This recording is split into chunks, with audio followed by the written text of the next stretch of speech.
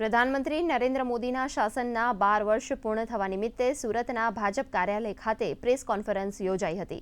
તેને રાજ્યના નાણામંત્રી તેમજ સુરત મહાનગરના પ્રભારી મંત્રી કનુભાઈ દેસાઈએ સંબોધી હતી। તેમણે જણાવ્યું હતું કે છેલ્લા 12 વર્ષમાં દેશે વિકાસ, ગરીબ કલ્યાણ, ઇન્ફ્રાસ્ટ્રક્ચર, ડિજિટલાઇઝેશન, આત્મનિર્ભરતા અને વૈશ્વિક સ્તરે ભારતની પ્રતિષ્ઠામાં નોંધપાત્ર વધારો કર્યો છે। તેમણે કેન્દ્ર સરકારની વિવિધ જનકલ્યાણકારી યોજનાઓ, ગરીબ અને મધ્યમ વર્ગને મળેલા લાભો તેમજ ગુજરાત અને સુરત સાથે જોડાયેલા વિવિધ વિકાસ કાર્યોની પણ માહિતી આપી હતી। આદિવાસી વિસ્તાર કે સાગર ખેડૂતો માટે પણ એમણે વનબંધુ કલ્યાણ યોજના બનાવી, સાગર ખેડૂ યોજના બનાવી।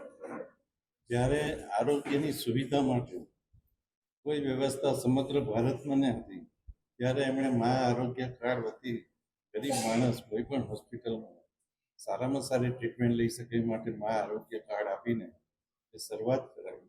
આ બધા જે આયામો ગુજરાતમાં શરૂ થયા એ 2014 પછી એમણે આપણા દેશમાં અમલ ચોક્કસ રીતે કર્યા એમ કહી શકાય।